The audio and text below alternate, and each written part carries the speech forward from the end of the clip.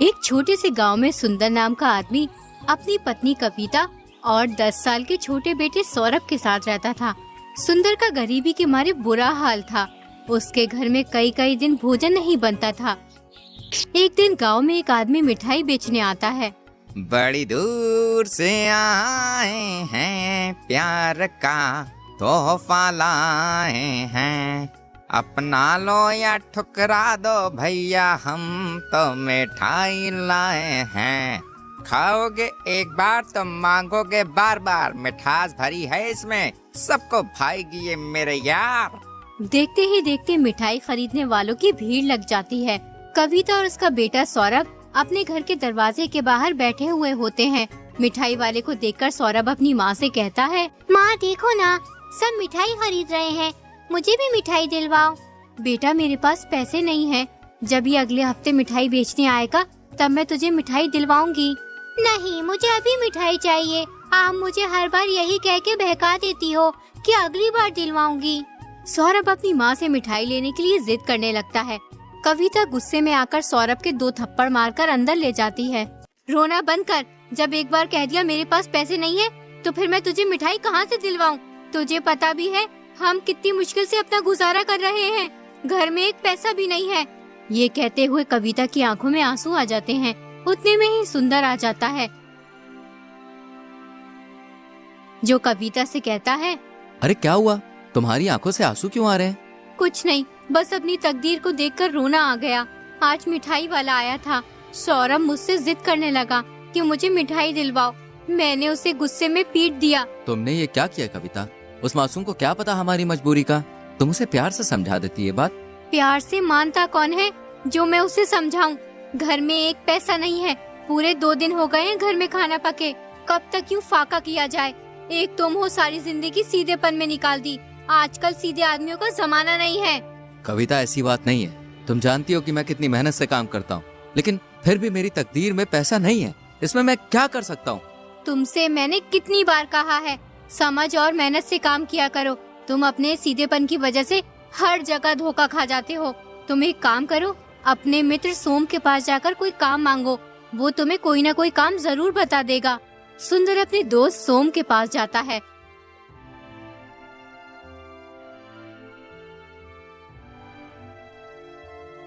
और उससे कहता है, सोम, मैं इस वक्त बहुत परेशानी से गुजर रहा हूँ। गरीबी से हाल बेहाल हो रहा है, घर में खाने के लिए अनाज का एक दाना भी नहीं है। सोम भाई, तेरे पास एक उम्मीद लेके आया हूँ। तुम्हारे पास ढेर सारी जमीन है, घोड़े हैं, बैल हैं। तुम मुझे अपने खेतों या जानवरों की देखभाल का कोई भी काम दे दो, बड़ी मेहरबानी होगी भाई। मैं बहुत ही मेहनत और ईमानदारी से काम करूंगा तुम्हारा। सुंदर, अब मेरे पास कुछ भी नहीं है, ना जमीन, ना बैल, ना घोड़े। यूँ समझ लो मेरा हाल भी बिल्कुल तुम्हारी तरह है। हाँ, अगर फिर भी तुम मेरे साथ काम करना चाहते हो तो मैं तुम्हें अपने साथ रख सकता हूँ, लेकिन देखो काम थोड़ा मुश्किल होगा। मुश्किल तो सभी काम होते हैं भाई, अगर हम मेहनत से करें तो मुश्किल काम भी आसान लगने लगता है। ये काम इतना आसान नहीं है जितना तुम समझ रहे हो। दरअसल मैं एक आदमी के साथ मिलकर चोरी का काम करता हूँ। अगर तुम चाहो तो तुम भी हमारे साथ चोरी का काम कर सकते हो। चोरी? अरे नहीं नहीं नहीं भाई, मुझसे चोरी का काम नहीं होगा। देखो सुंदर, घर के गुजारे के लिए कुछ ना कुछ तो करना ही पड़ेगा। अब यूँ बीवी बच्चों को भूखा तो नहीं देखा जाता ना। सुंदर कुछ सोचने के बाद सोम से चोरी करने के लिए हामी भर देता है। अब सोम, सुंदर और राकेश तीनों चोरी करने लगते हैं। कुछ ही दिनों में वो अच्छा खासा धन चुरा कर जमा कर लेते हैं। एक बार उनके हाथ सोने के सिक्कों से भरा मटका लग जाता है। वो उस मटके को ऐसी जगह छुपा देते हैं जहाँ किसी की नजर न पड़ सके। उसके बाद वो तीनों उसकी हिफाजत अपनी जान से भी ज्यादा करने लगते हैं। कुछ ही दिनों में उन तीनों का मन चोरी से भर जाता है। एक दिन सोम अपने दोस्त से बोला, मैं तो इस चोरी की जिंदगी से तंग आ गया हूँ। हमें हमेशा चौकन्ना रहना पड़ता है, कहीं कोई चोरी करते हुए पकड़ ना ले। अगर किसी ने पकड़ लिया तो भाई मार मार के बुरा हाल कर देगा और फिर राजा के पास ले जाएगा और राजा अलग सजा देंगे चोरी करने की। तुम सही कहते हो सोम, मैं भी चाहता हूँ कि हम लोग एक शांति भरी और सच्ची जिंदगी जिए। चोरी से आज तक कभी किसी का भला नहीं हुआ है, इसलिए हमें अब ये चोरी का काम छोड़ देना चाहिए। इस मटके से सिक्के निकाल कर भेज देते हैं, जितने भी पैसे मिलेंगे इन सिक्कों के उनसे हम कोई काम कर लेंगे और फिर सुख चैन से अपना जीवन जिएंगे। अगर तुम दोनों का अब चोरी करने का मन नहीं है तो हम एक काम करते हैं, हम इन सिक्कों को छुपा कर रखते हैं। अगर किसी को शक हो गया तो लेने के देने पड़ जाएंगे। हमें किसी ऐसी जगह चलना चाहिए जहाँ हमें कोई भी ना जानता। वहाँ पे हम ईमानदारी से काम करेंगे और सुकून चैन की जिंदगी जिएंगे, और फिर जैसे ही मौका मिलेगा इन सिक्कों को हम बेच देंगे। राकेश, तुम सही कहते हो, हमें ऐसा ही करना चाहिए। तीनों ने तय कर लिया था कि वो अब कहीं और काम करेंगे और चैन से अपनी जिंदगी बिताएंगे। लेकिन राकेश की नजर उस मटके पे थी। वो सोचता था, किसी भी तरह से मुझे इन दोनों से ये मटका चुरा के भागना है। उसके बाद मुझे कभी भी कोई काम करने की जरूरत नहीं होगी। अब राकेश उस मटके को चुराने के लिए सही मौके का इंतजार करने लगता है। तीनों मटका लेकर गांव से दूर एक जंगल में पहुंच जाते हैं। वहां उन्हें एक बुढ़िया का घर मिलता है। राकेश बुढ़िया से कहता है, हम तीनों व्यापारी हैं, शहर में कुछ काम धंधा शुरू करना चाहते हैं। आपका घर शहर के बहुत नजदीक है, जो हमारे लिए बहुत ही फायदेमंद होगा। इससे हमें शहर आने जाने में बहुत आसानी होगी। हम अपने व्यापारिक कामों को बेहतर तरीके से संभाल पाएंगे। हम कुछ दिनों के लिए आपके घर में रुकना चाहते हैं। इसके बदले हम आपको अच्छे खासे पैसे भी देंगे। पैसों का नाम सुनकर बुढ़िया अंदर ही अंदर खुश होने लगती है। बुढ़िया बहुत ही लालची थी, लेकिन जितनी वो लालची थी उससे कहीं अधिक ईमानदार भी थी। उसने तीनों की खूब खातिरदारी करी और फिर बोली, आप जब तक चाहे तब तक यहाँ रह सकते हैं। इसे अपना ही घर समझो। तीनों को पता लग चुका था कि बुढ़िया बहुत ही नेक और सच्ची औरत है, जिसे पराई दौलत का लालच नहीं है। इसलिए उन्होंने अपना सोने के सिक्कों से भरा मटका बुढ़िया को संभालने के लिए दे दिया। कृपया आप इस मटके को संभाल कर रखना, और एक बात का ध्यान रखना, इस मटके को हमें तभी देना जब हम तीनों एक साथ तुमसे मटका लेने आए। ठीक है, मैं इस मटके को बहुत ही संभाल कर रखूंगी। लेकिन इस मटके के अंदर क्या है, ये तो बताओ मुझे। इस मटके के अंदर हम तीनों की जिंदगी भर की कमाई है, इसलिए तुम्हें संभालने के लिए दे रहे हैं। बुढ़िया उस मटके को एक खुफिया जगह पर छुपा देती है, जिससे किसी को पता न चले। अगले दिन तीनों काम करने की तलाश के लिए निकल जाते हैं। पूरा दिन हो जाता है, लेकिन उन्हें कहीं भी काम नहीं मिलता, इसलिए वो बहुत थक जाते हैं। फिर वो बुढ़िया के घर से थोड़ी दूर एक पेड़ के नीचे बैठे होते हैं। भाइयों, पूरा दिन हो गया, लेकिन कहीं भी काम नहीं मिला। मुझे तो बहुत तेज भूख लग रही है। ऐसा मन कर रहा है किसी पेड़ के नीचे बैठकर खाना खाया जाए। थक तो मैं भी बहुत गया हूँ और मुझे भी बहुत जोर की भूख लगी है, लेकिन खाना लेने जाएगा कौन बुढ़िया के घर? राकेश इसी घड़ी का इंतजार कर रहा था। वो सोचने लगता है, ये सही वक्त है उस मटके को गायब करने का। किसी भी तरह मुझे बुढ़िया से वो मटका लेना होगा। मैं जा रहा हूँ खाना लेने, तुम दोनों आराम करो यहाँ पे।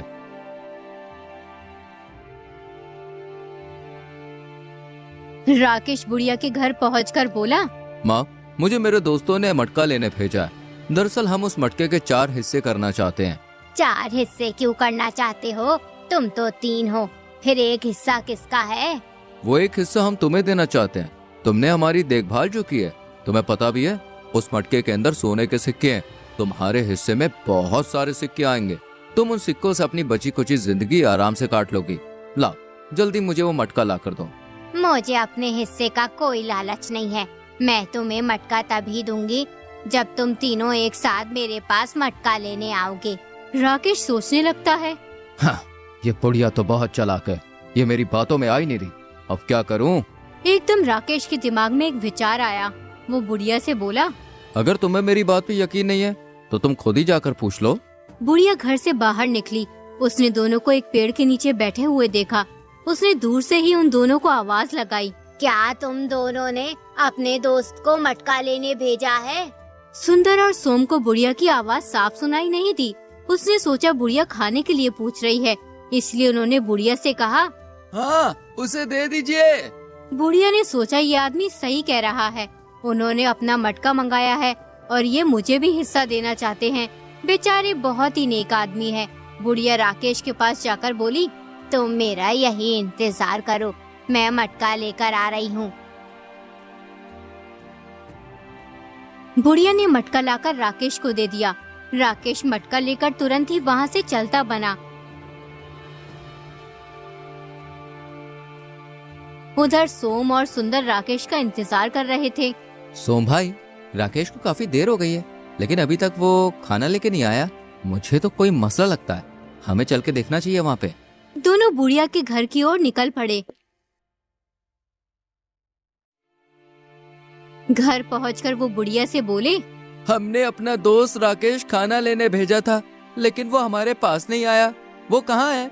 तुमने उसे खाना लेने भेजा था या सोने के सिक्कों से भरा मटका? अरे हमने उसे खाना लेने भेजा था। उन दोनों की बात सुनकर बुढ़िया घबरा जाती है। उसने मुझसे कहा था तुमने उसे मटका लेने भेजा है।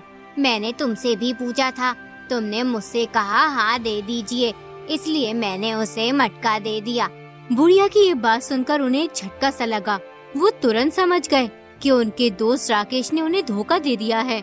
हमने आपसे कहा था कि मटका तभी देना जब हम तीनों एक साथ आपसे मटका मांगेंगे, लेकिन तुमने हमारी बात नहीं मानी और मटका राकेश को दे दिया। मुझे तो लगता है तुम दोनों ने हमारे माल को हथियाने की साजिश की है। तुम भी उसके साथ मिली हुई हो और हमारा पागल बना रही हो। दोनों की बात सुनकर बुढ़िया बहुत दुखी हुई और बोली, मैंने कभी जीवन में किसी के साथ धोखा नहीं किया। तुम फालतू में मुझ पर शक कर रहे हो। तुम झूठ बोल रही हो। तुम्हें हमारे साथ राजा के पास चलना होगा।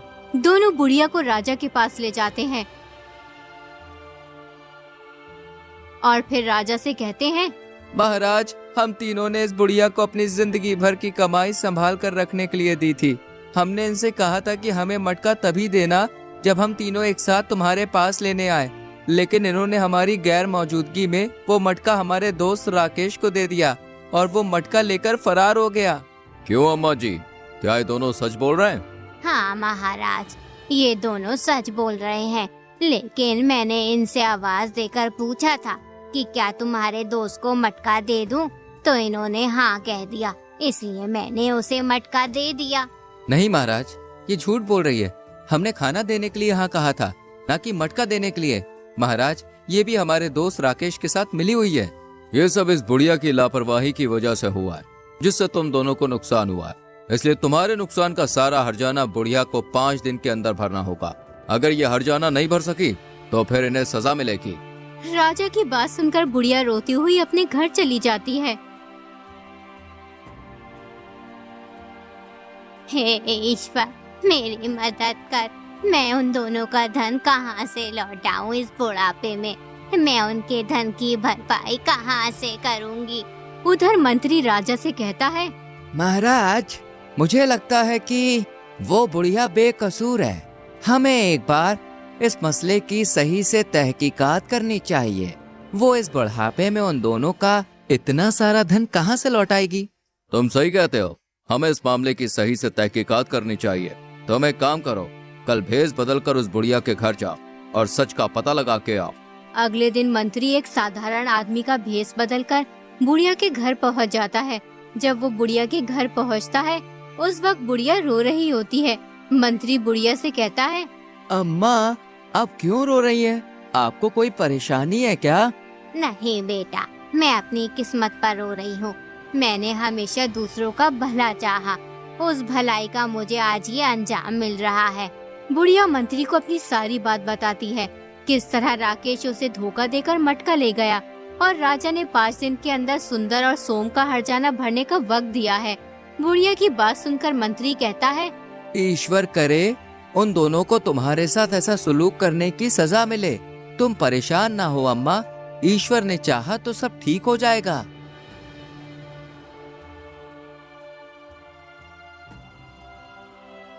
मंत्री राजमहल जाकर राजा को सारी बात बताता है। मंत्री की बात सुनकर महाराज बहुत हैरान होते हैं। फिर वो मंत्री से कहते हैं, ये तो हमसे बहुत बड़ी गलती हो गई। क्या तुम इस मामले को हल कर सकते हो? जी महाराज, बिल्कुल। जैसे कि उन तीनों ने बुढ़िया से शर्त लगाई थी कि हमें मटका तभी देना जब हम तीनों एक साथ लेने आए, लेकिन वो तो 2 हैं, इसलिए शर्त के मुताबिक मटका तभी मिलेगा जब तीनों एक साथ आएंगे। शाबाश, बहुत खूब, तुम बहुत समझदार हो मंत्री। बुढ़िया और उन दोनों को बता दो कि इस मुकदमे का फैसला दोबारा होगा। अगले दिन बुढ़िया और सुंदर सोम दरबार में आए। राजा ने उन दोनों से कहा, तुम्हारी शर्त ये थी कि बुढ़िया वो मटका तभी दे तुम्हें जब तुम तीनों एक साथ मटका लेने आओ। जी बिल्कुल महाराज, हमने ऐसा ही कहा था। तो ठीक है, फिर फैसला हो गया। बुढ़िया तुम्हें मटका देने के लिए तैयार है, लेकिन तुम्हें मटका तभी मिलेगा जब तुम तीनों एक साथ मटका लेने आओगे। अगर तुम्हें अपना मटका चाहिए तो तुम्हें अपने तीसरे मित्र को भी लाना होगा, तभी तुम्हें मटका मिल सकता है। जाओ, अपने तीसरे साथी को बुला कर लाओ, जिससे शर्त पूरी की जा सके। लेकिन महाराज, हम उसे कहां से तलाश करके लाएं? वो तो मटका लेकर फरार हो गया है। हमें इस बात से कोई मतलब नहीं। अगर तुम्हें मटका चाहिए तो शर्त पूरी करनी होगी, वरना तुम यहाँ से जा सकते हो। दोनों बिना कुछ कहे राजमहल से चले जाते हैं। राजा का फैसला सुनकर बुढ़िया खुश हो जाती है। उसके बाद सोम और सुंदर राकेश को बहुत तलाश करते हैं, लेकिन उसका कुछ भी पता नहीं चलता।